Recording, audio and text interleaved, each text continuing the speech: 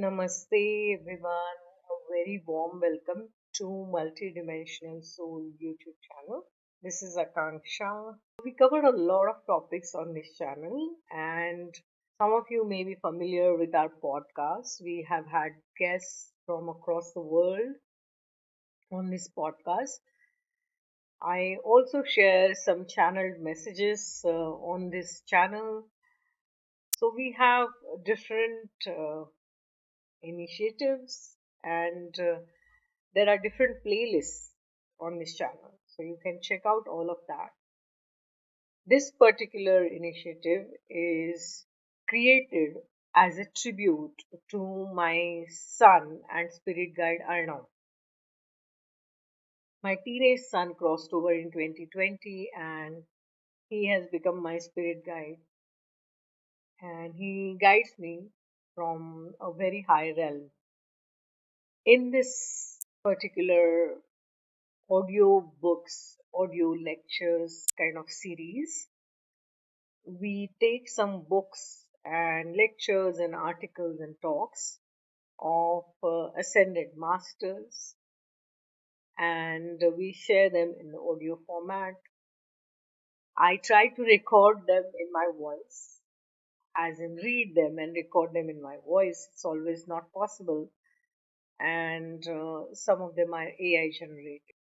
The intention is to spread the wisdom and knowledge which has been there since ancient times from spirituality perspective, from the perspective of oneness. Whether it's a podcast, whether it's an audio book, or any other videos on this channel. If you're tuning in, the intention is that you receive all the love, light, wisdom, knowledge, peace, bliss, abundance, and prosperity. So, thank you so much for tuning in and absorbing all of this and spreading all of this. If you are new here, subscribe to my channel. If you have already subscribed, welcome back. Now we will move to the audio lecture or article or talk for today. Lots of love. Namaste. The person is not reality, I am that. By Nisargadatta Maharaj. Questioner. Kindly tell us how you realized. Maharaj. I met my guru when I was 34 and realized by 37. Questioner. What happened? What was the change? Maharaj. Pleasure and pain lost their sway over me. I was free from desire and fear. I found myself full, needing nothing. I saw that in the ocean of pure awareness, on the surface of the universal consciousness, the numberless waves of the phenomenal worlds arise and subside beginninglessly and endlessly. As consciousness, they are all me. As events, they are all mine. There is a mysterious power that looks after them. That power is awareness, self, life, God, whatever name you give it. It is the foundation, the ultimate support of all that is, just like gold is the basis for all gold jewelry. And it is so intimately ours. Abstract the name and shape from the jewelry and the gold becomes obvious. Be free of name and form and of the desires and fears they create, then what remains? Questioner. Nothingness. Maharaj. Yes, the void remains. But the void is full to the brim. It is the eternal potential as consciousness is the eternal actual. Questioner. By potential you mean the future? Maharaj.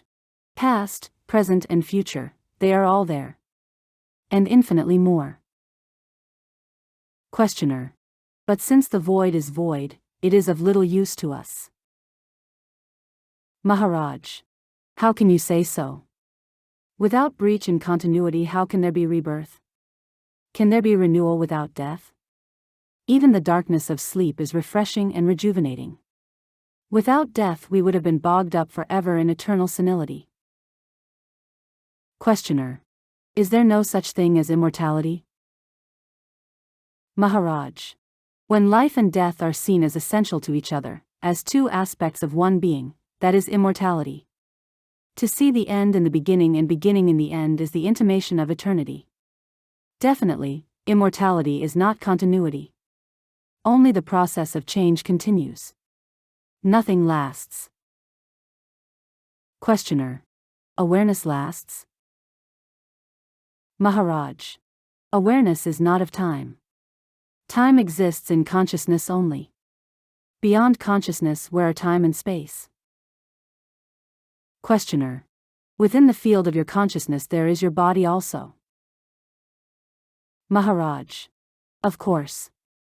But the idea, my body, as different from other bodies, is not there. To me it is a body, not my body, a mind, not my mind. The mind looks after the body all right, I need not interfere. What needs be done is being done, in the normal and natural way. You may not be quite conscious of your physiological functions, but when it comes to thoughts and feelings, desires and fears, you become acutely self-conscious. To me these two are largely unconscious. I find myself talking to people, or doing things quite correctly and appropriately, without being very much conscious of them. It looks as if I live my physical, waking life automatically, reacting spontaneously and accurately. Questioner. Does this spontaneous response come as a result of realization, or by training? Maharaj. Both. Devotion to your goal makes you live a clean and orderly life, given to search for truth and to helping people, and realization makes noble virtue easy and spontaneous, by removing for good the obstacles in the shape of desires and fears and wrong ideas. Questioner. Don't you have desires and fears anymore? Maharaj. My destiny was to be born a simple man, a commoner, a humble tradesman, with little of formal education. My life was of the common kind, with common desires and fears. When, through my faith in my teacher and obedience to his words, I realized my true being, I left behind my human nature to look after itself, until its destiny is exhausted. Occasionally an old reaction, emotional or mental, happens in the mind, but it is at once noticed and discarded. After all, as long as one is burdened with a person, one is exposed to its idiosyncrasies and habits. Questioner. Are you not afraid of death? Maharaj. I am dead already. Questioner. In what sense? Maharaj. I am double dead. Not only am I dead to my body, but to my mind too. Questioner. Well, you do not look dead at all. Maharaj. That's what you say. You seem to know my state better than I do. Questioner. Sorry. But I just do not understand. You say you are bodiless and mindless, while I see you very much alive and articulate. Maharaj. A tremendously complex work is going on all the time in your brain and body. Are you conscious of it? Not at all. Yet for an outsider all seems to be going on intelligently and purposefully. Why not admit that one's entire personal life may sink largely below the threshold of consciousness and yet proceed sanely and smoothly? Questioner. Is it normal? Maharaj. What is normal? Is your life, obsessed by desires and fears, full of strife and struggle, meaningless and joyless, normal? To be acutely conscious of your body, is it normal? To be torn by feelings, tortured by thoughts, is it normal? A healthy body, a healthy mind live largely unperceived by their owner, only occasionally, through pain or suffering, they call for attention and insight. Why not extend the same to the entire persona? Life? One can function rightly, responding well and fully to whatever happens, without having to bring it into the focus of awareness. When self-control becomes second nature, awareness shifts its focus to deeper levels of existence and action. Questioner. Don't you become a robot? Maharaj. What harm is there in making automatic what is habitual and repetitive? It is automatic anyhow. But when it is also chaotic, it causes pain and suffering and calls for attention. The entire purpose of a clean and well-ordered life is to liberate man from the thraldom of chaos and the burden of sorrow. Questioner. You seem to be in favor of a computerized life. Maharaj. What is wrong with a life which is free from problems? Personality is merely a reflection of the real. Why should the reflection not be true to the original as a matter of course, automatically? Need the person have any designs of its own? The life of which it is an expression will guide it. Once you realize that the person is merely a shadow of the reality, but not reality itself, you cease to fret and worry. You agree to be guided from within, and life becomes a journey into the unknown. End of chapter. This profound knowledge and wisdom is by Nisargadatta Maharaj. This chapter, The Person is Not Reality, is chapter 12 from the book, I Am That, by Nisargadatta Maharaj. Nisargadatta Maharaj was an Indian guru of non-dualism, belonging to the Inchajari Sampradaya, a lineage of teachers from the Navnath Sampradaya. His teachings are based on Advaita Vedanta. This is a school of Hindu philosophy that emphasizes the non-dualistic philosophy of the ultimate unity of reality. It teaches that the ultimate reality, Brahman, is the only true existence, and everything else, including the individual self, Atman, is ultimately an illusion or a manifestation of Brahman. While rooted in Advaita Vedanta, Nisargadatta Maharaj often presented the teachings in a more direct and experiential way, emphasizing self-inquiry and direct realization rather than a systematic exposition of scriptures.